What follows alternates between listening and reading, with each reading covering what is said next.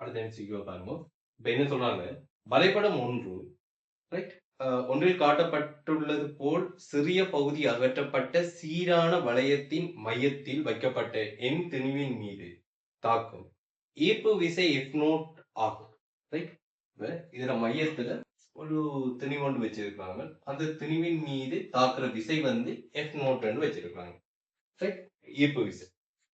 இப்ப வளையம் சீரான வளையம் ஆக்கப்பட்ட அதே பதார்த்தத்தின் வளையத்தின் தடிப்பை உடைய ஓர் வில் வரைபடம் 2 காட்டப்பட்டுள்ளது போல் வைக்கப்பட்டுள்ளது.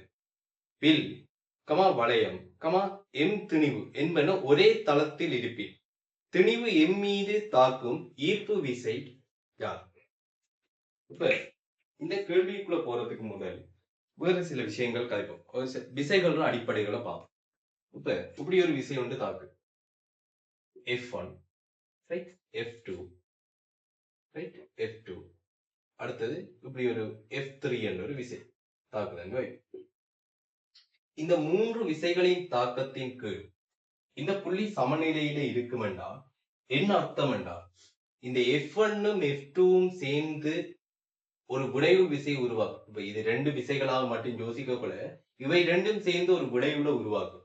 அந்த விளைவு F3க்கு பருமனில் சமனாகவும் திசையில் எதிராகவும் ஒரே நேர்கோட்டின் வழியையும் தாக்கினால் மாத்திரமே, அதாவது F1னதும் F2வினதும் விளைவுளாக F3 என்ன சொல்லுங்க இருக்கணும், அது இந்த திசையில் இருக்கணும், அதாவது இந்த F3க்கு எதிர் திசையில் இருக்கணும், ஒரே நேர்கோட்டில் இருக்கணும். இந்த இவ்வளவு நிபந்தனை திருப்தி செய்யப்பட்டால் மட்டும்தான் இந்த புள்ளி சமநிலையில இருக்கு. அதாவது இப்ப F1, F2, F3 இது மூன்றும் தாக்கி சமநிலையில இருக்குன்னு வைக்கும். இப்ப கேள்வி என்ன கேட்கிறாங்கன்னா, இந்த இடத்தில் இருந்து F3 எனும் விசை அகற்றப்படுகின்றது. இனி F1னதும் F2னதும் விடையுள் யாதென்றால் அதுக்கு என்ன ஆன்சர்? F3 தான் விடை. ரைட். திசை வந்து என்ன சொல்லுங்க, இந்த திசையில இருக்கு. ஏற்கனவே கேள்வியில F3 எப்படி இருந்ததோ அதுக்கு எதிர் திசையில F3 இருக்கு. ரைட். அப்ப இது திசைகளோட சமநிலையில அடிப்படை. இப்ப இந்த கேள்விக்கு வரும்.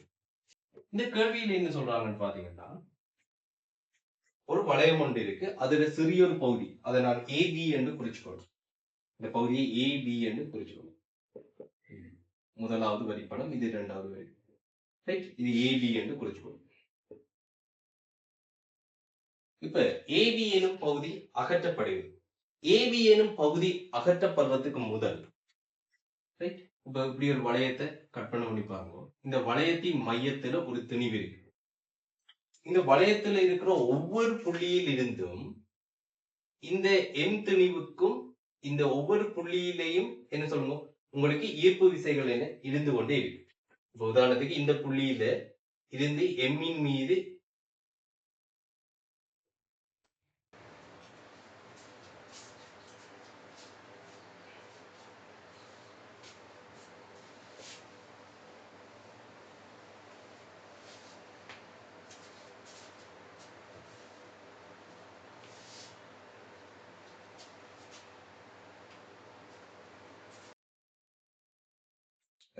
இப்ப ஒரு வளையத்தை பாருங்க. இந்த சீரான வளையத்துல மையத்துல ஒரு எம் திணிவு வைக்கும். இப்ப இந்த வளையத்துல இருக்கிற ஒவ்வொரு பாயிண்ட்ல இருந்தும் இந்த எம் திணிவின் மீது ஈர்ப்பு விசை தாக்கி கொண்டுதான் இருக்கு.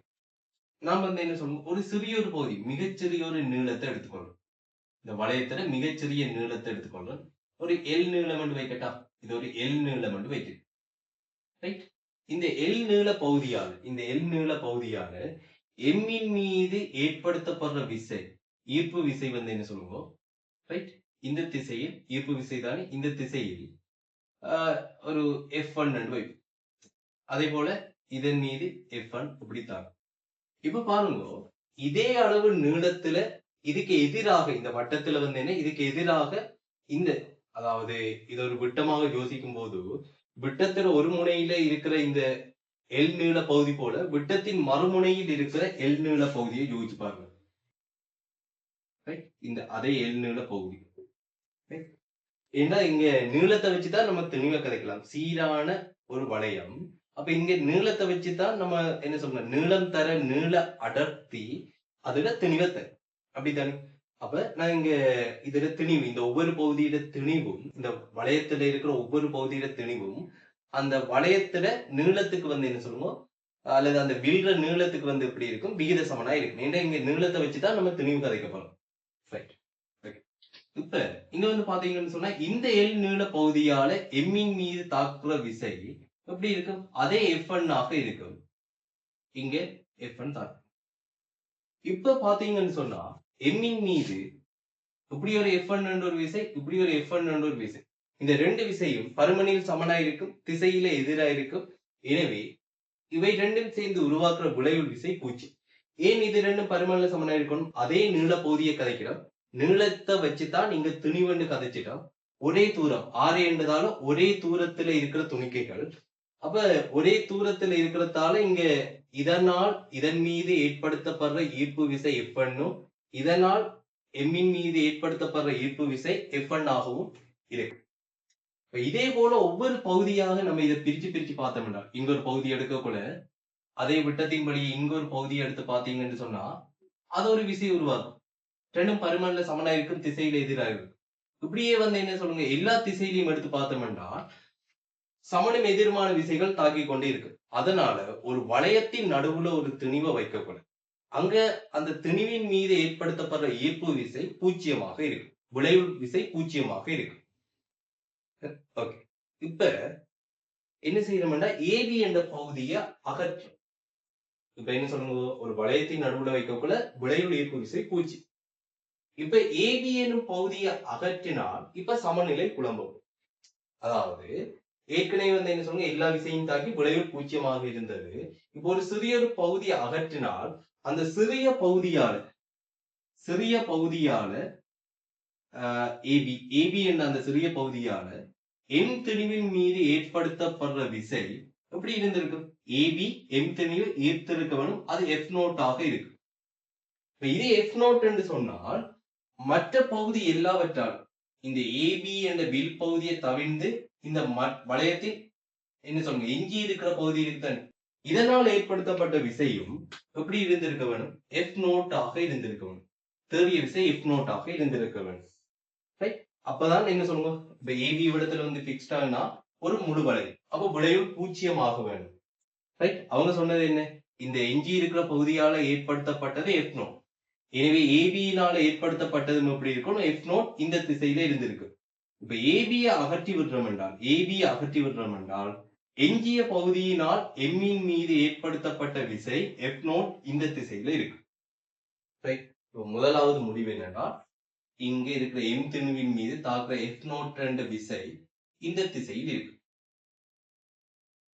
இதுல நடுப்புள்ளி, ஏபியின் நடுப்புள்ளியிலிருந்து யோசிக்கிறோம். ரைட். இதன்படியே F0 இப்படி இருக்கு. இப்ப பாத்தீங்கன்னு சொன்னா, இந்த எம் திணிவின் மீது இப்ப F0 என்ற விசை இப்படி தாக்கும்.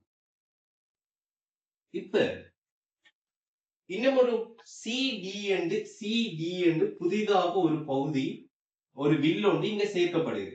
ரைட். இதன்படியே அந்த படத்தை பாத்தீங்கன்னா விளங்கும். வரிபடம் 2ல் உள்ளது போலன்னு சொன்னா இதன்படியே உங்களுக்கு வந்து CD என்ற அதே பதார்த்தத்தால் ஆன என்ன சொல்லுவோம், இன்னும் ஒரு வில் ஒன்று இங்க சேர்க்கலாம். இப்ப அதன் மீது தாக்குற விசை, ஈர்ப்பு விசை என்னன்றதான் கேள்வி. இப்ப CDயினால் எம்மின் மீது ஏற்படுத்தப்படும் ஈர்ப்பு விசை நான் F1 என்று வைக்கிறேன். சரிதானே? இப்ப இதோட நீளத்தை பாருங்க.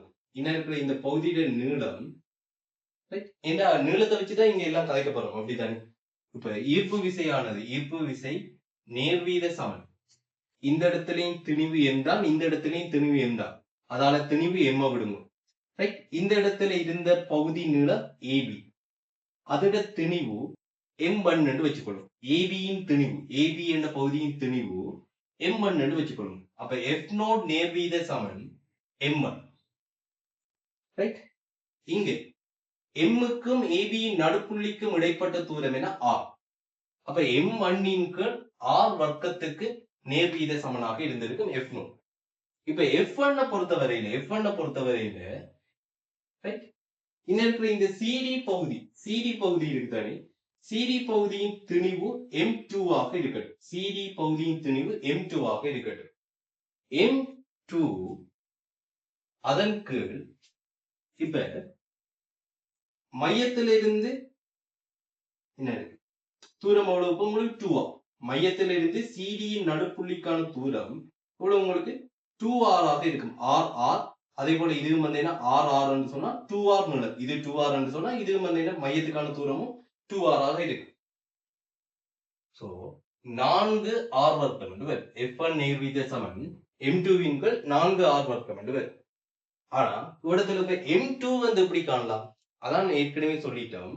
இது வில்லின் பகுதி, வட்ட வில்ற நீளம், ரைட்? அதோட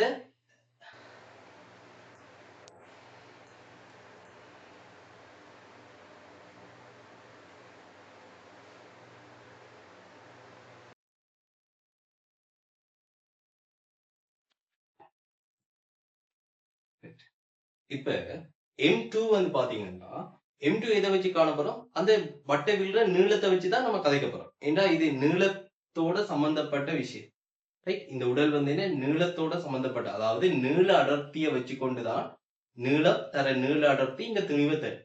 அப்ப M2 என்பது அதோட நீளத்தோட சம்பந்தப்பட்டது. அதாவது M1 வந்து எதாவது தரப்படும் என்றால் இது மையத்துல எதிரமைக்கிற கோணம் தீட்டான்னு வைங்களேன். மையத்துல எதிரமைக்கிற கோணம் தீட்டாவாக இருந்தால் M1 நேர்வீத சமன் அதோட நீளம், இந்த வில்ற நீளம் என்ன R தீட்டாவாக இருந்திருக்கு. M2 நேர்வீத சமன் இங்கேயும் அதே கோணம் தீட்டா தானே. இந்த அதே கோணம் தீட்டா தான் இந்த இடத்துலயும் வரப்போகுது. இங்க இருந்த கோணம் அதே தீட்டா தான் வரப்போகுது. ஆனால் R வந்து என்ன 2R. எனவே இந்த நீளம் எதால தரப்படும்? 2R theta. வில்ற நீளம் தெரியும் தானே. மையத்துல தீட்டா கோணம் எதிரமைக்கிற ஒரு வட்ட வில்லின் நீளம் R தீட்டாவால தரப்படும். அதை வச்சுக்கொண்டுதான் கதைக்கிறோம். எனவே M2 நேர்வீத சமன் 2R தீட்டா. எனவே என்ன அர்த்தம்? M2 ஆனது M1 இன் 2 மடங்காக இருக்கு, அல்லது 2 M1 ஆக இருக்கு. M1 நேர்வீத சமன் R தீட்டா, M2 நேர்வீத சமன் 2R தீட்டா. எனவே M2 சமன் 2 M1. So F1 நேர்வீத சமன் 2 M1 அதன் கீழ் 4 R வர்க்கம். எனவே F1 சமன் நேர்வீத சமன் M1 இன் கீழ் 2 R வர்க்கம். எனவே F1 F0 இன் கீழ் 2 ஆக இருக்கு. அப்ப F0 நேர்வீத சமன் M1 இன் கீழ் R வர்க்கம். எனவே F1 நேர்வீத சமன் M1 இன் கீழ் 2 R வர்க்கம் என்றால் F1 சமன் என்னவா இருக்கும்? இதோட அரைவாசியாக இருக்கும், F0 இன் கீழ் 2. அப்ப M இல் தாக்கும் விசை என்ன பாருங்க.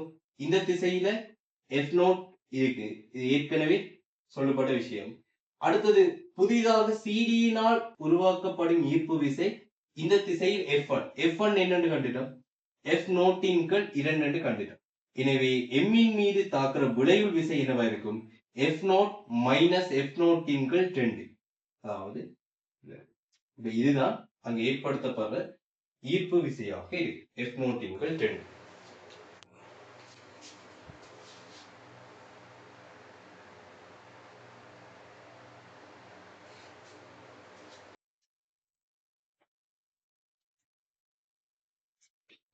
அப்ப எனவே இதன் மீது ஏற்படுத்தப்படுற விளைவு விசை என்ன? விளைவு ஈர்ப்பு விசை என்னவா இருக்கும்?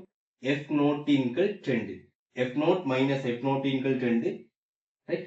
F0 இன் கீழ் 2. ஓகே, சரி.